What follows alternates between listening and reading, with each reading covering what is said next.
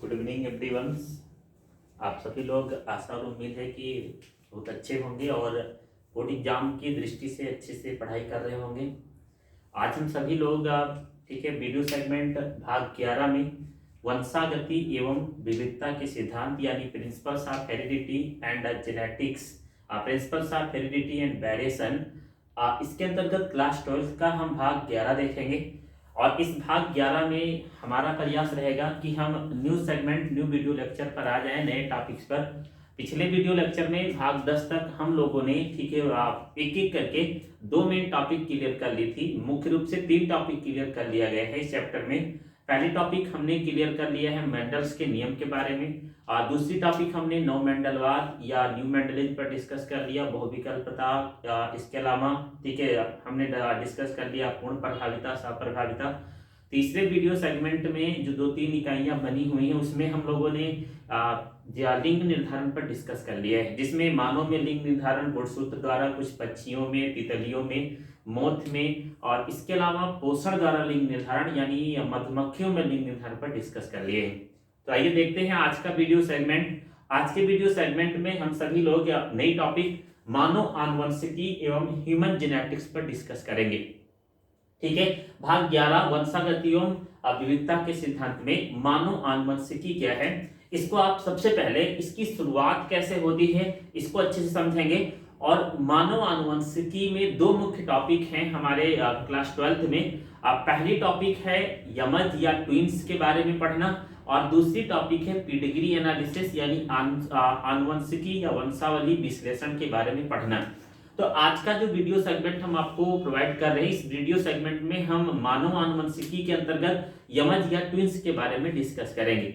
सबसे पहले हम मानव आनुवंशिकी के शुरुआत में मानव आनुवंशिकी कैसे आया या मानव आनुवंशिकी है क्या, इसको जान लेते हैं। आप याद करें, जब आपको हमने पिछला वीडियो सेगमेंट मेंडल का नियम पढ़ाया था तो आपको अच्छे से याद होगा। पहले समझने का प्रयास करेंगे कि मेंडल ने मटर के कुल के पादप पायसम सेटाइबम पर अपना प्रयोग किया और पायसम सेटाइबम की कई पीढ़ियों तक अध्ययन किया।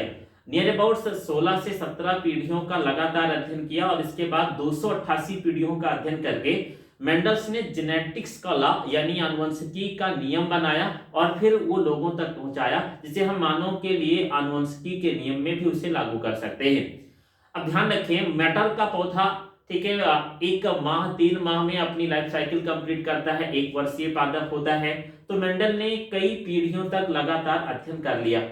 जबकि अगर हम मनुष्य की बात करें तो सबसे पहले मनुष्य में आनुवंशिकी शब्द कहां से आता है वो देखते हैं, फिर हम मनुष्य के बारे में चलते हैं। मनुष्य के लाइफ में, मनुष्य के जीवन में हम कभी भी कई पीढ़ियों का अध्ययन नहीं कर पाएंगे, इसके लिए भी कई सारी प्रॉब्लम क्रिएट होगी। सबसे पहले देखते हैं ह्यूमन जेनेटिक्स, मानव आनुवंशिकी शब्द का प्रयोग सबसे पहले फ्रांसिस गाल्टन नामक साइंटिस्ट ने 1883 में किया था।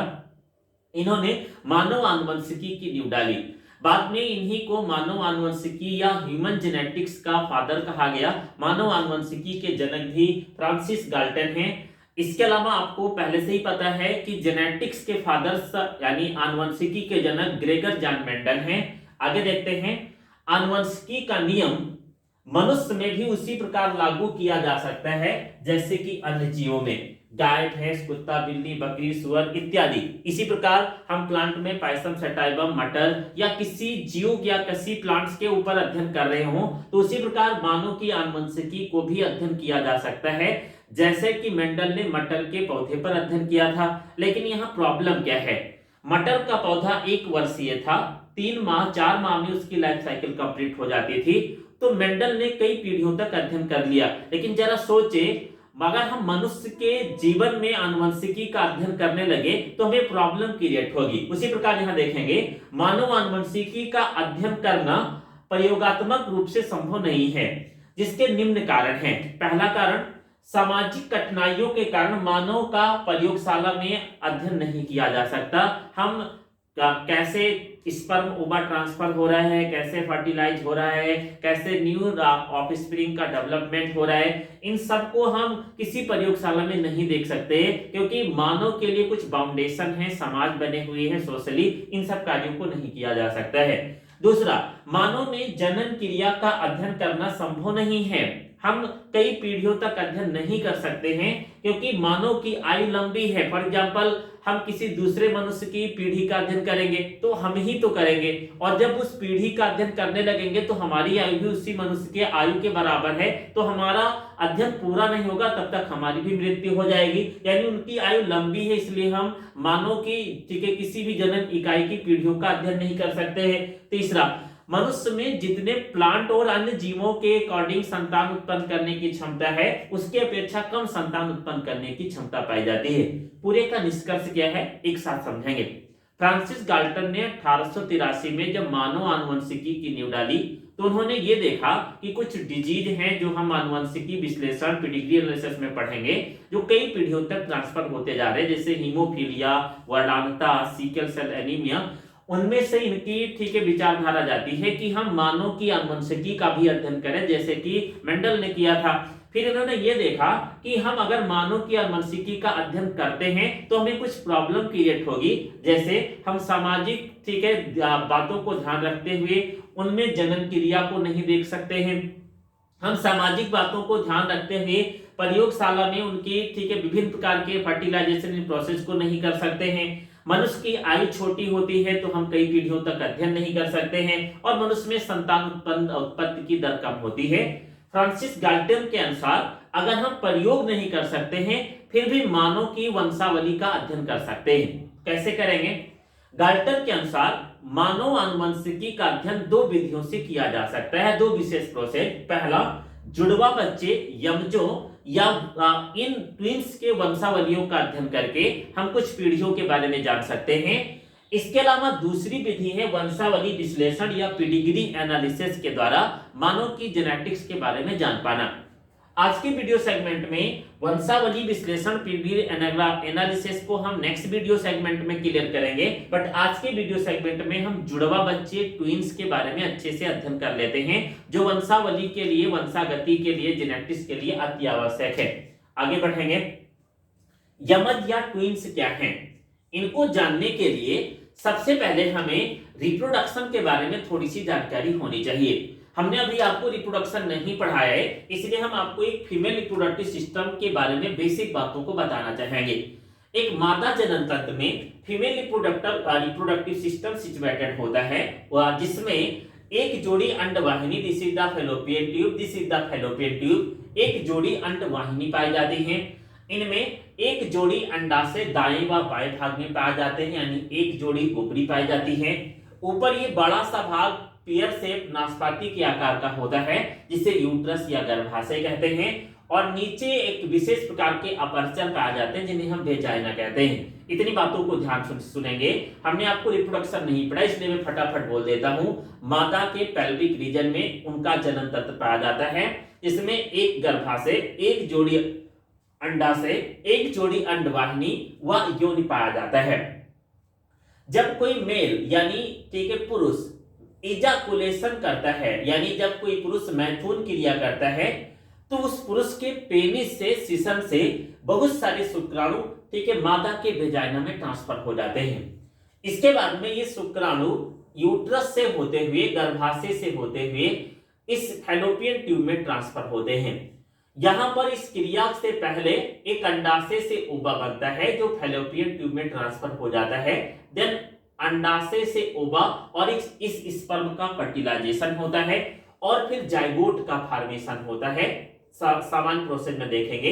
यह जाइगोट यानी युग्मक आगे चलकर डिवीजन करता है, डिप्लॉयड सेल होता है, और फिर न्यू शिशु का फॉर्मेशन करता है, फिर नए संतान का जन्म होता है। एक जर्नल प्रोसेस मैंने फटाफट आपको समझाई है, एक बार दोबारा देखेंगे।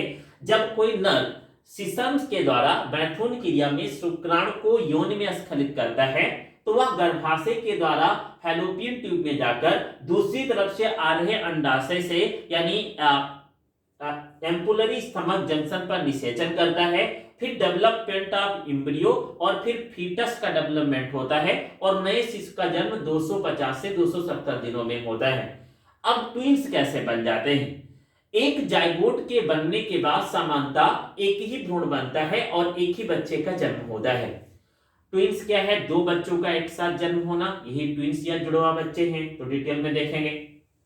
यमज या ट्विंस ज्यादातर किसी भी मनुष्य में एक जाइगोट से एक ही संतान का निर्माण होता है और एक ही भ्रूण से एक संतान का जन्म होता है, जबकि कभी कभी एक से दो संतान बनने की प्रक्रिया को यमज कहते हैं।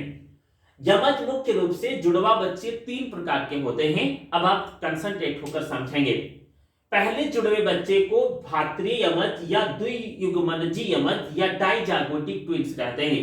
डाइजाइगोटिक ट्विंस, डाइ मींस होता है टू, जाइगोटिक मींस होता है zygote, means during the fertilization two zygote can form, दो जाइगोट बनेंगे और दो जाइगोट की प्रक्रिया से दो बच्चों का, यानी दो जाइगोट तो दो मारुला, दो मारुला तो दो ब्लास्टुला, दो ब्लास्टुला तो दो एम्ब्रियो, दो एम्ब्रियो तो दो शिशु का निर्माण। इस प्रकार फर्टिलाइजेशन के बाद दो जाइगोट बनते हैं तो फिर दो शिशुओं का जन्म हो जाता है। ये कैसे हुआ, यहां पर थोड़ा सा देखें। हम मान लेते हैं कि this is the one fallopian tube, ये कोई पहली फैलोपियन ट्यूब है, एंड दिस इज द, ठीक है, सेकंड फैलोपियन ट्यूब, ये दूसरी ओवरी है और ये पहली ओवरी है। इससे एक ओवा ट्रांसफर होगा और इससे एक ओवा ट्रांसफर होगा। ध्यान रखें, सामान्यतः एक एक ओवरी 28 से 30 दिनों में मेंस्ट्रुअल साइकिल पूर्ण करके लगातार एक के बाद एक ओवा ट्रांसफर करती है, लेकिन एक्सेप्शन के दौरान दोनों ओवरी से एक एक ओवा ट्रांसफर हो जाते हैं।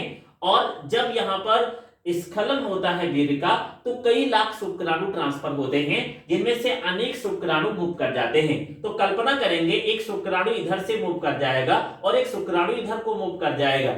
ये दोनों फैलोपियन ट्यूब के अंदर फर्टिलाइजेशन करेंगे और फिर एक जाइगोट यहाँ बनेगा, यानी 2n स्ट्रक्चर, एक जाइगोट का फॉर्मेशन यहाँ होगा।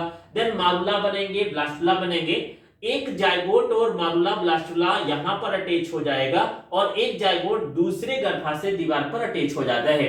फिर इसके बाद दोनों अंतरोपण से दो भ्रूण और फिर दो शिशुओं का जन्म हो जाता है।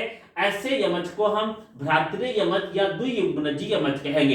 एक इंपॉर्टेंट बात लिखी हुई है, यमज अलग अलग प्रकार के हो सकते हैं।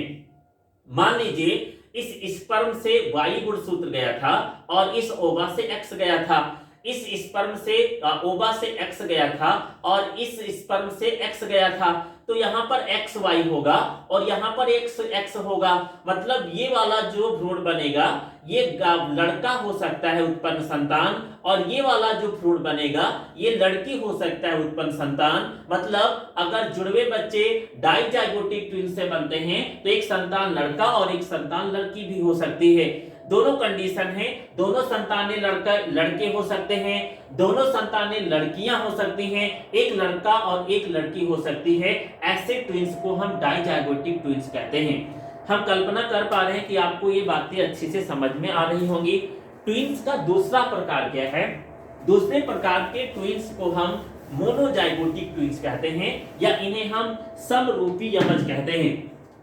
मोनोजाइगोटिक ट्विंस क्या है? मोनोजाइगोटिक, मोनो मींस होता है एक यानी वन, जाइगोटिक मींस होता है जाइगोट। जब किसी फर्टिलाइजेशन के दौरान एक मादा जनन तंत्र में, हम मान लेते हैं कोई फीमेल रिप्रोडक्टिव सिस्टम है, इस फीमेल रिप्रोडक्टिव सिस्टम में फैलोपियन ट्यूब से आने वाले ओवा से एक ही स्पर्म फर्टिलाइज करता है, देन एक जाइगोट का फॉर्मेशन होता है। देन यह जाइगोट ब्लास्टोमियल विदलन प्रोसेस के दौरान जब मारुला ब्लास्टुला बन रहा होता है तो इस दौरान दो प्रकार का, यानी एक जाइगोट दो मारुला में अलग अलग विदलन में बंट जाता है और फिर दोनों, this is the one cleavage formation and this is the second cleavage formation. मान लेते हैं एक मारुला है और ये दूसरा मारुला है, इन दोनों मारुला से दो अंतरोपण होगा और फिर दो संतान का जन्म होगा। ऐसे यमज को एक युग्मनजी यमज कहेंगे। एक बात यहाँ ध्यान रखेंगे, इनमें से निर्मित होने वाले संतान एक ही समान होंगे। क्यों? क्योंकि अगर स्पर्म से एक्स आया है और ओवा से, सॉरी, स्पर्म से एक्स आया है और ओवा से एक्स आया है तो दोनों से जाइगोट बना है, यानी दोनों संतानें लड़की होंगी। अगर स्पर्म से वाई आया है और ओवा से एक्स आया है तो दोनों संतानें लड़के होंगे। ऐसे यमज को हम समरूप या एक युग्मनजी यमज कहेंगे। एक बार दोबारा इस बात को समझेंगे। ऐसे यमज जिनका निर्माण एक ही स्पर्म और एक ही ओवा के फर्टिलाइजेशन से होता है, विदलन के दौरान दो मारूला बन जाते हैं, दो ब्लास्टुला बनते हैं, दो अंतरोपण होता है, दो भ्रूण बनता है, दो शिशु का जन्म होता है। ऐसे यमज को हम एक युग्मजी यमज कहते हैं। परंतु इंपॉर्टेंट बात यह है कि जब एक ही जायगोट बनता है तो दोनों शिशु या तो लड़की होंगे या तो लड़के होंगे। तीसरी कंडीशन क्या है यमज का, जिसे हम सियामीज ट्विंस या सियामीज यमज कहते हैं।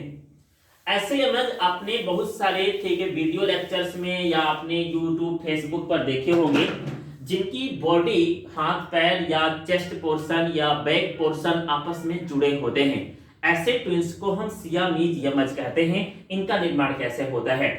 किसी फीमेल की बॉडी में मादा जनन तंत्र में जब जाइगोट बनता है, मान लेते हैं एक फैलोपियन ट्यूब है और इसमें से स्पर्म और ओवा का फर्टिलाइजेशन होता है। देन जब जाइगोट बन जाता है तो जाइगोट बनने के बाद ब्लास्टोमियर अवस्था में दो ब्लास्टोमियर्स बनते हैं, परंतु कुछ सेल के फ्यूजन के कारण ये आपस में जुड़े रहते हैं। एक ही अंतरोपण होता है और बाद में दो प्रकार की शिशु का जन्म निर्माण हो जाता है। दोनों शिशुओं का कुछ बॉडी पार्ट्स आपस में जुड़ा होता है और ऐसे ट्विंस को सियामीज या यमज कहा जाता है। ऐसे ट्विंस का निर्माण ब्लास्टोमियर की पूरी तरह अलग ना होने के कारण होता है और ये जन्म पर्यंत आपस में जुड़े होते हैं। तो this is the types of the twins. एक बार मैं पूरा समझा देता हूं। घातीय यमज या द्वियुग्मजी यमज का निर्माण उस कंडीशन में होता है जब दो ओवा से दो स्पर्म फर्टिलाइज कर लेते हैं। दोनों यमज नर में यानी मादा नर और नर नर हो सकते हैं या मादा मादा हो सकते हैं। ऐसे यमज को हम भ्रातृ यमज या द्वियुग्मजी यमज कहते हैं। ऐसे यमज जिनमें केवल एक ही जाइगोट बनता है, एक स्पर्म एक ओवा से फर्टिलाइज करता है, परंतु विदलन प्रावस्था में दो मारूला बन जाता है जिनसे दो शिशु का निर्माण हो जाता है। ऐसे यमज को हम मोनोजाइगोटिक ट्विंस कहते हैं। कुछ यमज ऐसे होते हैं जिनमें सियामीज यमज का फॉर्मेशन होता है, जिनमें होता क्या है, जाइगोट बनने के बाद ब्लास्टोमियर स्टेज में वो ब्लास्टोमियर्स पूरी तरह अलग नहीं होता है और जन्म के बाद भी ऐसे शिशुओं की बॉडी आपस में जुड़ी रहती है। ऐसे यमज को हम सियामीज यमज कहते हैं। तो this is the first lecture of human genetics. एक बार मैं पूरा रिवाइज करता हूं। फ्रांसिस गाल्टन ने 1883 में मानव आनुवंशिकी की नींव डाली। इन्हें हम फादर्स ऑफ ह्यूमन जेनेटिक्स भी कहते हैं। इनके अनुसार जैसे पृथ्वी पर अन्य जीवों के आनुवंशिकी का अध्ययन कर सकते हैं, वैसे मनुष्य का भी किया जा सकता था, परंतु कुछ विशेष कारण हैं जिनसे हम मानव की आनुवंशिकी का अध्ययन नहीं कर सकते हैं। फिर भी इन्होंने ये बताया कि अगर हम किसी मानव की आनुवंशिकी का अध्ययन करना चाह रहे हैं तो हम किसी विशेष प्रोसेस में यमज के द्वारा ट्विंस के द्वारा अध्ययन कर सकते हैं, या फिर हम वंशावली विश्लेषण पेडिग्री एनालिसिस के द्वारा मानव की आनुवंशिकी का अध्ययन कर सकते हैं।